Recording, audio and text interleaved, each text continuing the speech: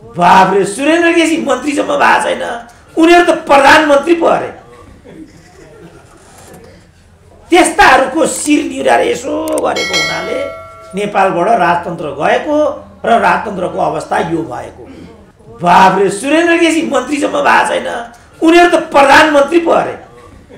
त्यसपछि तिमीहरू आफ्नो समिति बनाए पनि बनाऊ, जहीँ बनाए पनि बनाऊ, किन अर्को त हुँदैन यहाँ। त यो जो परिपाटी हामीले निर्माण गरेका छौँ त्यसपछि आजको स्थिति आएको छ। यसमा हामीहरू हिम्मत गर्ने हो त, लड्ने हो त यसको विरुद्धमा छ या हो नेपालीमा यो मैले त देखाएको छैन। होइन लडेको भनेको त फेरि परिणाम हुने गरी लड्नु पर्यो, लडेको भनेको हार्ने गरी लडेर अगाडिको दुईटा दाँत फुर्काएर लड्नुको केही अर्थ हुँदैन। माओवादी लडे जस्तो लड्ने भने केही हुँदैन। माओवादी कति लड्यो त, के भयो त? 17,000 मान्छे मरे मात्रै, के भयो त? अघि कुरा आयो, के भयो त? केही हुनु भनेको रोजगारी हुनु हो, उद्योग खोल्नु हो, अनुशासन बन्नु। मैले कति भने त, नेपाली भन्ने त लज्जाले चुल्लुमा पानी टोपी जुन बाटो तपाईँहरू आउनुको कस्तो छ त्यो भन्नु त। यो भ्रिकुटी मण्डप परिसरको मात्रै महिनाको केही नभए 10 लाखको इन्कम होला। ल हेर त, यिनीहरू जिउँदा मान्छे बस्ने ठाउँ हो त, जिउँदा मान्छे आउने ठाउँ हो यो। र राजाले महेन्द्रले त्यसमा के भनेको रहेछ भनेदेखि जस्तो सुकै दबाब आए पनि जे भए पनि त्यो राजपरिवार भनेर राजपरिवारका सदस्यहरूले फाइदा लिन खोज्ने यावत कुराहरू अगाडि तिमी कहिले पनि नसोच्नु। महेन्द्रले यो भनेको रहेछ। एकदमै चर्को दबाब आउने, त्यसमा ज्ञानेन्द्रको पनि नाम छ। चर्को दबाब दिने मध्येमा ज्ञानेन्द्रको नाम पनि छ त्यहाँ एउटा नाम। पछि वीरेन्द्रको पालामा यस्तो हुन नसकेको हुनाले राज संस्था गएको हो भन्ने त्यो किताबको निष्कर्ष छ। 20 सालको संविधानको पुनर्स्थापना त्यो भन्नुभएको छ। त्यो भनेको वस्तुतः राजतन्त्रको पुनर्स्थापना र हिन्दू अधिराज्यको कुरा नै हो। त्यसकारण यो एउटा सैद्धान्तिक प्रश्नसँग पनि जोडिएको, राजनीतिक प्रश्नसँग पनि जोडिएको र त्यसले ल्याउने जुन रिक्तता र तिक्तता हो त्योसँग पनि जोडिएको विषयवस्तु छ। यस्तो विषयवस्तुमा अलिकति हल्का हचुवा अभिव्यक्ति उपयुक्त पनि हुँदैन र त्यस्तो सम्भव पनि छैन। त्यसकारण यो प्रश्नलाई कसरी हेर्ने भन्ने आजको विषय हो।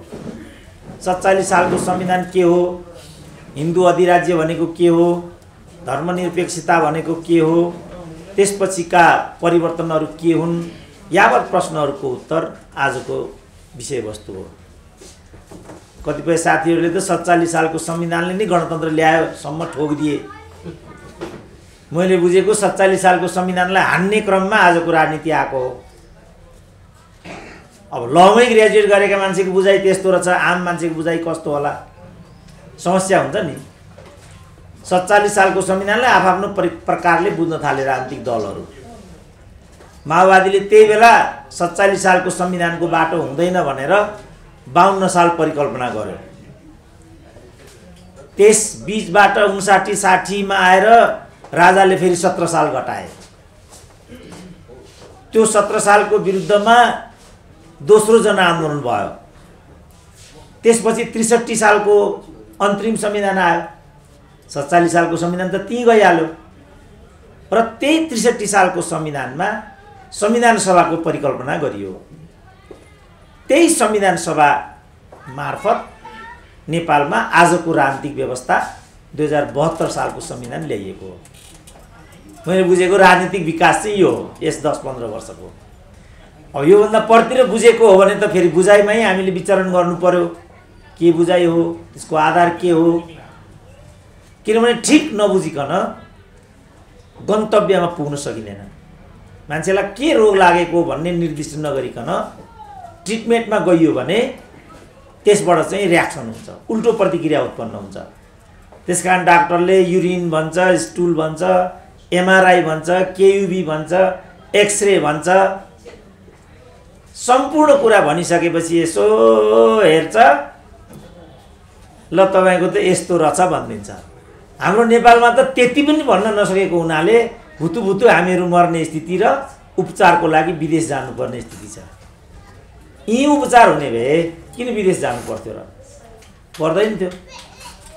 यही संविधानले गर्ने भए अर्को संविधान किन चाहिन्थ्यो र? चाहिँदैन थियो। यही नेताले भए अर्को नेता किन चाहिन्थ्यो र? चाहिँदैन थियो। आजको व्यवस्था र आजको नेतृत्वले हामीलाई परिणाम दिएको भए मानिसहरू किन 47 सालको संविधान भन्थे, किन हिन्दू अधिराज्य भन्थे, किन राजा भन्थे, केही पनि भन्ने थिएनन् नि। त्यसकारण रोग के हो त्योमा हामी ध्यान केन्द्रित गर्नु पर्यो। के रोग लागेको छ हामीलाई? के रोगले राजतन्त्रलाई खायो? आज के रोगले अदालतमा त्यो छटपटाट भइराखेको छ? कुन चाहिँ रोग हो त्यो? त्यही पत्ता नलागिकन गम सुई दिन थाल्यो भने त के हुन्छ त्यहाँ?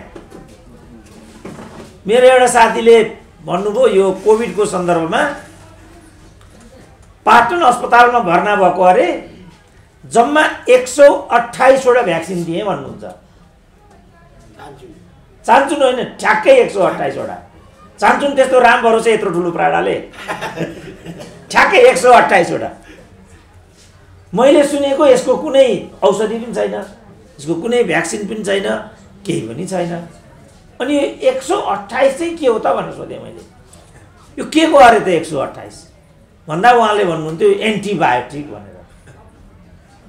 अब कोभिडमा एन्टिबायोटिक लाग्छ कि लाग्दैन? अघि पनि मैले भने यसमा कुनै औषधि नै छैन। परहेज र सामान्य ट्रिटमेन्ट सिटामोल यस्तो मात्रै यसको, अथवा अक्सिजन दिने, यो मात्रै हो मैले सुनेको त। त्यसपछि उहाँ बल्ल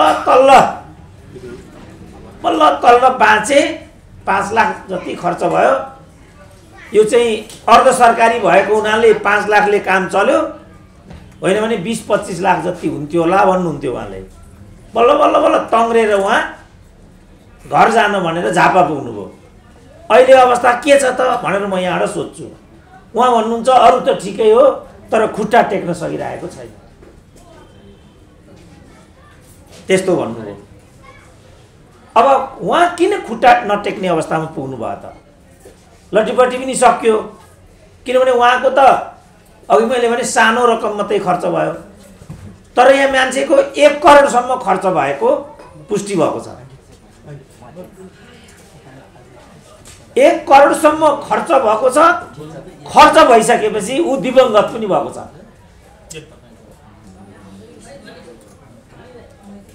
यस्तो भएको छ। अब यस्तो किन भयो त भन्दा हामीलाई कोभिड भन्ने के हो, यो कसरी उत्पत्ति भयो, कहाँबाट आयो भन्ने कुरा कसैलाई पनि थाहा छैन। चाइनाको वुहानबाट यो उत्पन्न भयो भन्ने चाहिँ छ। यो मान्छेले बनाएको हो कि प्रकृति प्रदत्त भन्नेमा डिबेट छ।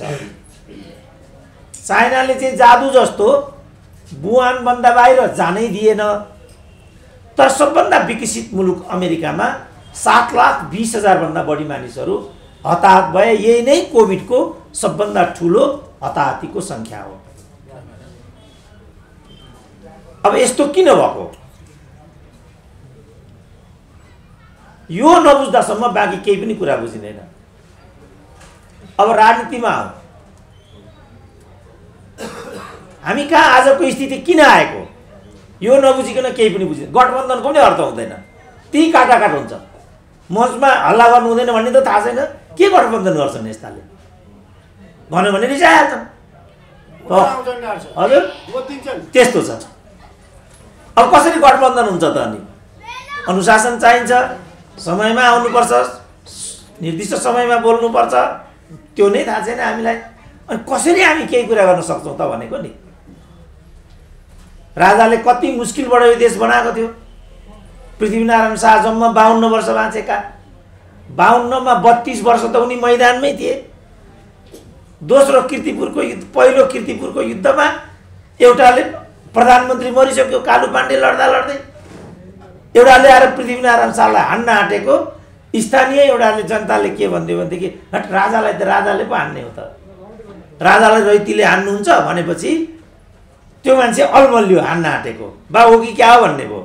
त्यो बेलासम्ममा गोर्खाली सेनाले पृथ्वीनारायण शाहलाई त्यहाँबाट भगाइसकेको हुनाले बाल पृथ्वीनारायण शाह बचे। त्यो भएको हुनाले यो देश बन्यो। अब अहिले यो देशको कुरा गरे पनि मान्छे ठट्टा जस्तो सम्झिन्छन्, हाँस्छन्। बडा मुस्किलले बनाएको देश हो नि त यो। त्यसपछि पनि अनेक कठिनतम सङ्घर्षहरू भए, युद्धहरू भए र आजको देशको प्रारूप बन्यो। तर त्यो बेला हाम्रो आर्थिक सामाजिक अवस्था जस्तो हो मूलभूत रूपमा अहिले पनि हाम्रो आर्थिक सामाजिक अवस्था त्यही छ। म भर्खर हुम्ला पुगेर आएँ। हुम्ला जुम्लाको जनता अहिले पनि पृथ्वीनारायण शाहको पालामा जस्तो हो त्यस्तै छ। जनयुद्ध त भयो नि डोल्पामा, रोल्पामा भएन?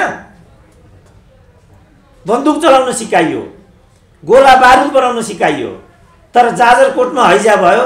नुन र चिनी पानी कसरी खाने भन्ने कुरा, त्यो कसरी बनाउने भन्ने कुरा जाजरकोटको जनताहरूलाई थाहा नभएर ठुलो हताहती भयो त्यहाँ पनि। अहिले अमेरिकामा पनि इभन ठुलो हताहतीको सङ्ख्या किन भइराखेको छ भने मानिसहरू भ्याक्सिन लाउन मानिराखेका छन्। अहिले पनि त्यसकारण यो वास्तविकतालाई नबुझिकन कुनै उपचार हुन सक्दैन। केही गरेर पनि केही हुँदैन। अब राजा कसरी गयो? अब त्यहाँ हामी अलिकति आउँ। राजालाई त नेपाली जनताले हटाउन चाहेको होइन। 12 बुँदेमा पनि त्यो कुरा थिएन। कसरी गयो त राजा? मैले सुनेको थिएँ आजको कार्यक्रममा दिपक गेवाली पनि आउनुहुन्छ अरे भनेर। उहाँ त चितवन जानुभयो। दिपक गेवाली राजाको मन्त्री हुनुहुन्थ्यो क्या होइन? र उहाँलाई नै म सोधौँला भन्दै थिएँ भनेर आएको म आज। नत्र उहाँका धेरै कार्यक्रम भए प्रायः म आएको छैन। किन त्यो राजनीतिक कार्यक्रम हुन्छ। राजनीतिक कार्यक्रममा हामीहरू बिटुलिन चाहँदैनौँ। किन उल्टो पाल्टो पारिदिन्छन्। एउटा यो मस्टो भन्नेवालाको कार्यक्रम थियो। म त्यहाँ गएको त त्यहाँबाट मलाई आफूलाई प्रशोधन गर्न 1 वर्ष लाग्यो। त्यो कार्यक्रम नै सुरेन्द्र केसीले गरिदिएको हो भनिदिए फेनेटिक्सहरूले। अब यहाँ पनि म आएँ, यो कार्यक्रम नै सुरेन्द्र केसीले गरिदिएको भन्छन्। फेरि अर्को 2 वर्ष लाग्छ मलाई यसबाट प्रष्ट हुन। त्यसकारण राजनीतिक कार्यक्रममा हाम्रो चित्त उति खुल्दैन। राजनीतिक बाटोबाट जान्छ, बौद्धिक बाटोबाट जान्छ र जानुपर्छ। मिडियाले मिडियाको जस्तो काम गर्नुपर्छ। भाइरल बनाएर व्यवस्था बाँध्ने होइन। त्यस्तो गरियो भने मिडियाको पनि अवसान हुन्छ। जसरी हामीलाई सङ्कट परेको छ त्यो काम हामी कसैले गर्नु हुँदैन, तर त्यो यहाँ भइरहेको हुन्छ। त्यसकारण म दिपक गेवालीलाई सोध्नेमा थिएँ, तपाईँहरूले के त्यस्तो कर्म गर्नुभयो जसले गर्दा राजतन्त्र गयो? के कर्म गर्नुभयो त्यहाँ? राजैलाई पनि भेटेँ मैले 1 वर्ष अगाडि। राजालाई भेटेको 1 वर्ष मलाई दरबारिया भनेर नखेटे। त्यो कुराबाट मुक्त हुन पनि मलाई अर्को 1 वर्ष लाग्यो। फेरि राजालाई भेट्दैमा दरबारिया भइँदैन। मस्टोको कार्यक्रममा जाँदैमा झाँक्री भइँदैन। पत्रकारको कार्यक्रममा जाँदैमा पत्रकार भइँदैन। अब यति त हामीलाई थाहा छैन। अनि कसरी हामी समाज बदल्न सक्छौँ त? त्यसपछि 12 बुँदेमा पनि राजतन्त्र अन्त्यको कुरा थिएन। निरङ्कुश राजतन्त्रको अन्त्यको कुरा मात्रै थियो। 12 बुँदेमा धर्मनिरपेक्षको कुरा पनि थिएन। धर्मनिरपेक्ष भयो, गणतन्त्र भयो।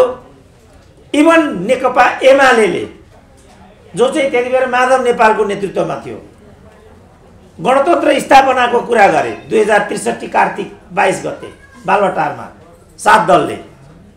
त्यसमा अरू सबैले गणतन्त्रमा जाने पक्षमा मतदान गरे। नेकपा एमाले माधव कुमार नेपालले मान्नु भएन र नोट अफ डिसेन्ट लेख्नुभयो। र के भन्नुभयो भने अत राजतन्त्रको हकमा नेपाल, माधव कुमार नेपाल पृथक मत राख्दछ र जनमत सङ्ग्रहबाट मात्रै राजतन्त्रको बारेमा निरूपण गरियोस् भन्ने पक्षमा छ भनेर लेख्नुभयो। तपाईँलाई थाहा छ राजा ज्ञानेन्द्रले सबभन्दा दुःख दिएको मान्छे माधव कुमार नेपाल नै हो। किन माधव कुमार नेपालले जनमतबाट मात्रै राजतन्त्र फाल्नुपर्छ भन्नुभयो होला त? यही कुरा रापरपाले, कमल थापाले, अरूहरूले दोस्रो संविधान सभाको बेला त्यहाँ राखिदिएको भए यो एउटा ठुलो मुद्दा बन्थ्यो। 30 वर्षसम्म राजाको नाममा हन्डी खानेहरू, पटक पटक मन्त्री हुनेहरू अझ प्रधानमन्त्री पनि अरे। बाबरे, सुरेन्द्र केसी मन्त्रीसम्म भएको छैन, उनीहरू त प्रधानमन्त्री पो अरे। त्यस्ताहरूको शिर निहुराएर यसो गरेको हुनाले नेपालबाट राजतन्त्र गएको र राजतन्त्रको अवस्था यो भएको। यो ट्रिटमेन्ट। अब यो ट्रिटमेन्ट नगरिकन राजतन्त्र हिन्दू राज्य अनि 47 सालको संविधान 47 सालको संविधान भनेर कहाँ त्यो सब आउँछ? आउँदैन नि।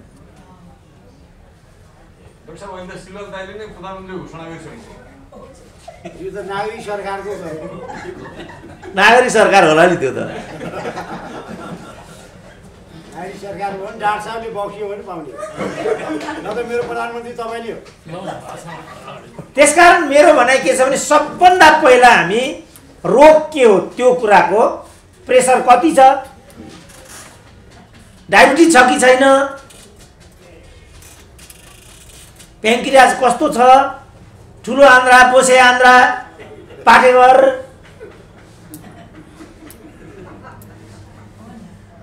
त्यो सब नहेरिकन हुँदैन। दिदीबहिनीहरू अधिकांश किन मर्दा रहेछन् सुत्केरी क्रममा भनेको त पाठेघर सानो भएको अवस्थाको बच्चालाई 7 महिनाभन्दा बढी जान दियो भने एक खालका दिदीबहिनीहरू सुत्केरी भएर हुन नसक्ने कारण त्यो रहेछ। सिजरिङ किन गरिँदो रहेछ भने 7 महिनाभन्दा बढी जान दियो भनेदेखि त्यो सुत्केरी मर्ने खतरा हुँदो रहेछ, अनि सिजरिङ गरिँदो रहेछ। अब बिचारा हाम्रा दिदीबहिनीहरूलाई त्यो थाहै नपाइकन लाखौँ होइन करोडौँ दिदीबहिनीहरू विश्वबाट दिवंगत भएर गए होला। राजतन्त्रको कुरा पनि त्यही हो। राजतन्त्र कसरी बचाउन सकिन्छ, राजतन्त्रले कसरी शासन गर्नुपर्छ त्यो विधि परिकल्पना गर्नु पर्थ्यो। जस्तो जापानको राजतन्त्र, बेल्जियमको राजतन्त्र, थाइल्यान्डको राजतन्त्र,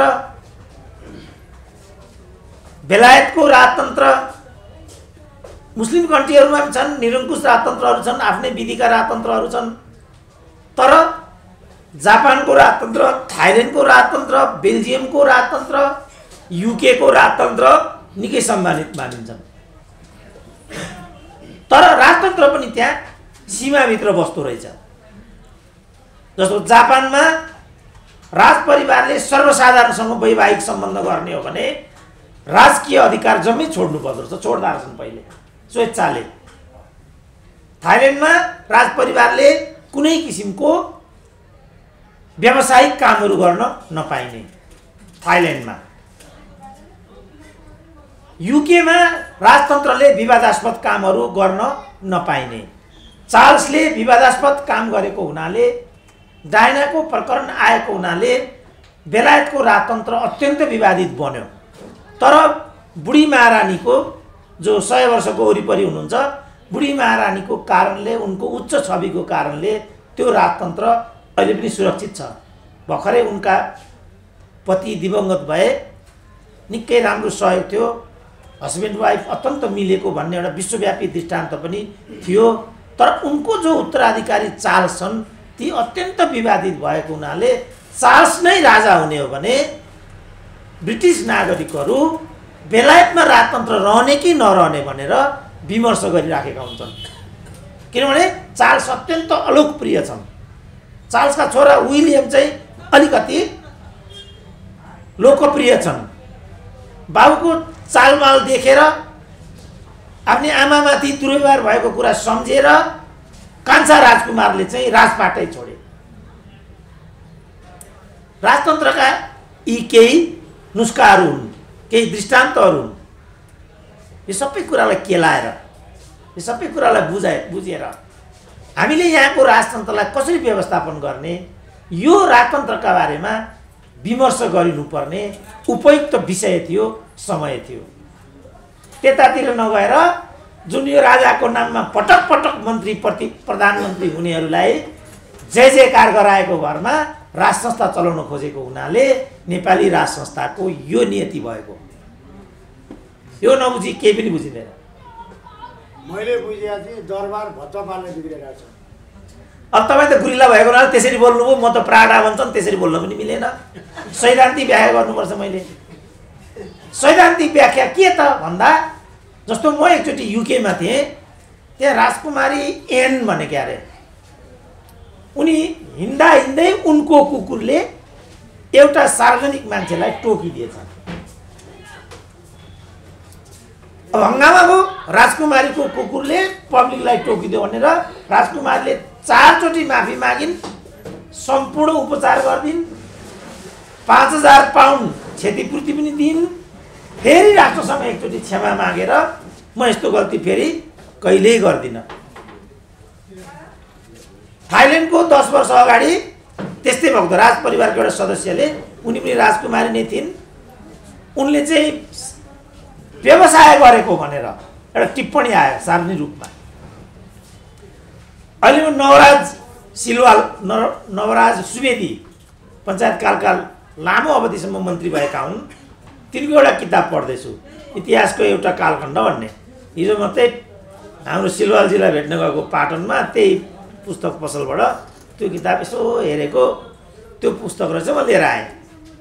त्यहाँ म पढ्दै थिएँ, अन्तरङ्ग राज परिवारभित्र राजा महेन्द्रले दिने निर्देशनहरू, राज परिवारका सदस्यहरूको दुश्चरित्र, तिनले दिने दबाब, धम्की,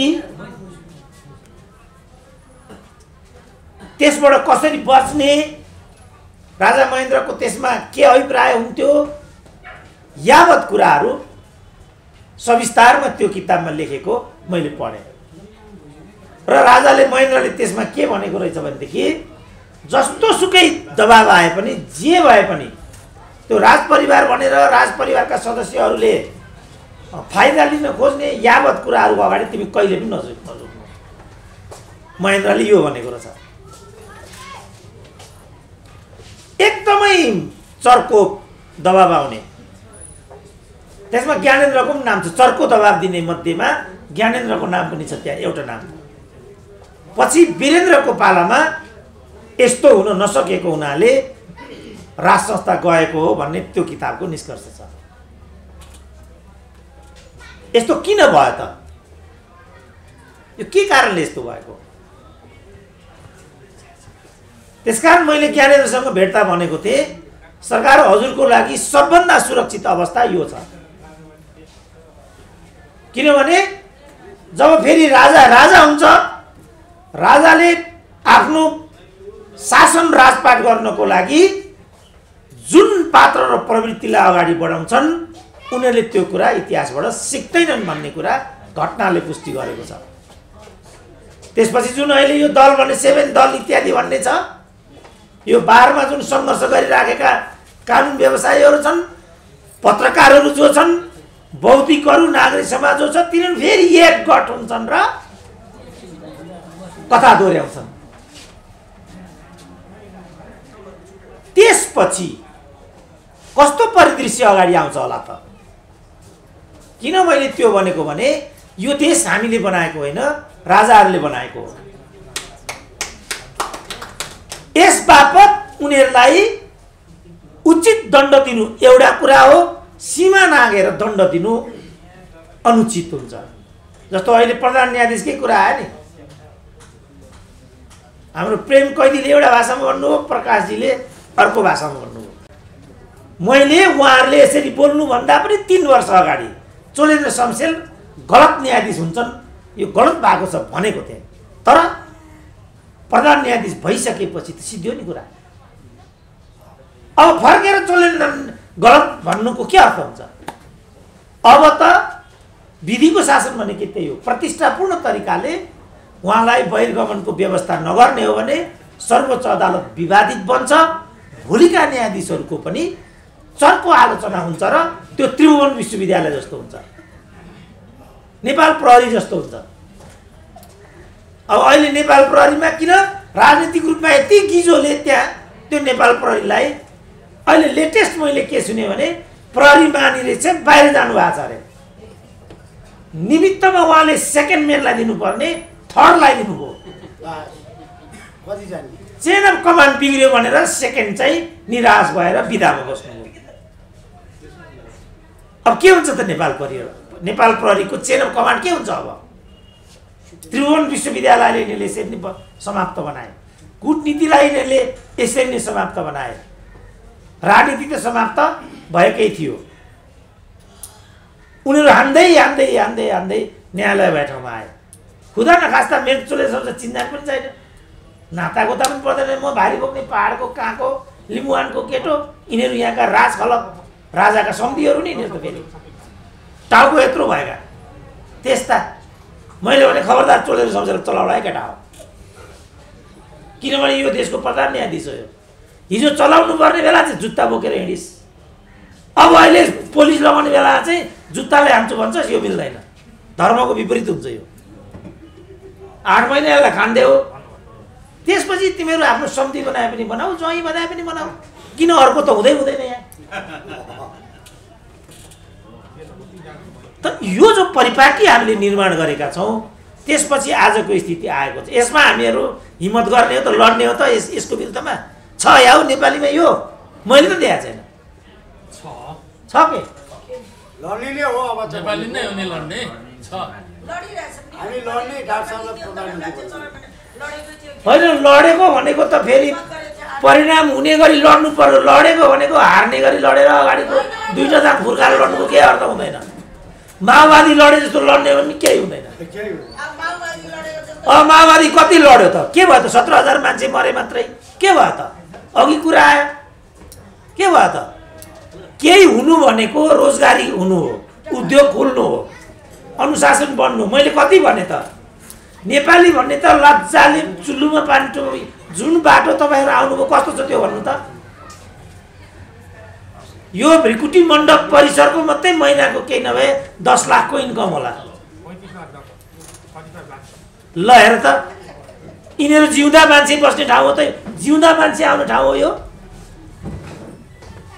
35 लाख जुन परिसरको इन्कम छ त्यसको बाटो यस्तो हुनुपर्ने? कुनै मान्छे हिँड्ने ठाउँ, मान्छे बस्ने ठाउँ हो यो? म त यिनीहरूलाई मान्छे ठान्दिनँ, जेत्तो पर्ला म ठान्दिनँ। त्यसकारण मैले अघिल्लोचोटि भनेको थिएँ, पैसा छैन भने 7 लाख रुपियाँ म गोजीबाट दिन्छु, तर यो पिच बनाऊ न केटा हो।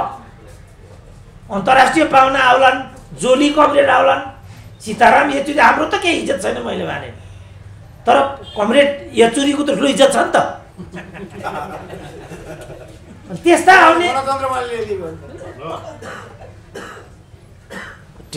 न, यो यति भने होइन, न कसैलाई छुन्छ न कसै मतलबै छैन, सब थाहा छ, जनजनलाई थाहा भइसक्यो।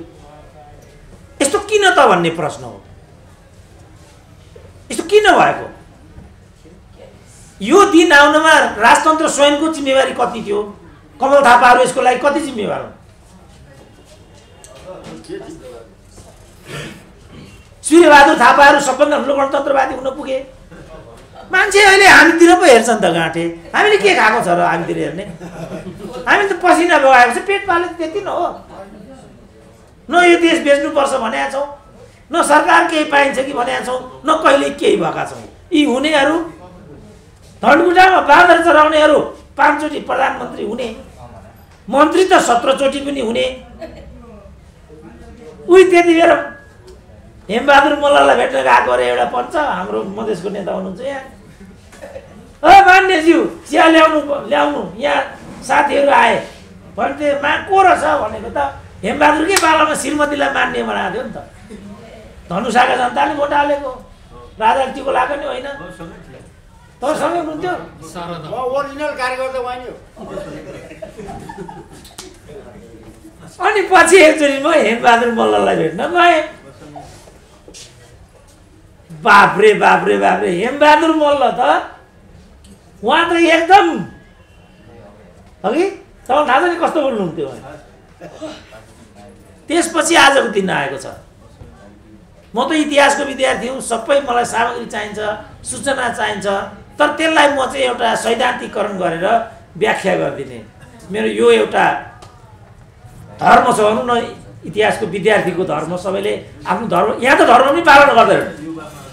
ठाडो टिको लगाउँछन्, रामनामी पहेँलो लुगा लगाउँछन्, रातभरि भट्टीमा जान्छन् वाह रे वाह। अनि दिउँसो आएर हिन्दू राज्य हुनुपर्छ भन्छन्। अनि त्यसरी हुन्छ हिन्दू राज्य? पहेँलो लुगा लगाउनु हुँदैन, लगाइसकेपछि त्यसको धर्ममा बस्नुपर्छ। तर तिनीहरूको चाहिँ प्रभुत्व भयो क्या, प्रधानमन्त्री भयो तिनीहरू नै। समस्या त्यहाँ भयो। अब पशुपति विकास कोषको सदस्य सचिव को हुन्छ? हामी हुन्छौँ र? पशुपतिमा पिएचडी गर्नेहरू छन्। ओ हाम्रो प्रधानमन्त्री आउनुभयो फेरि पिलिक्क हाम्रो प्रधानमन्त्री। त्यसकारण अब म जनताले धेरै भयो भनेपछि बोल्नु हुँदैन, म छोड्छु।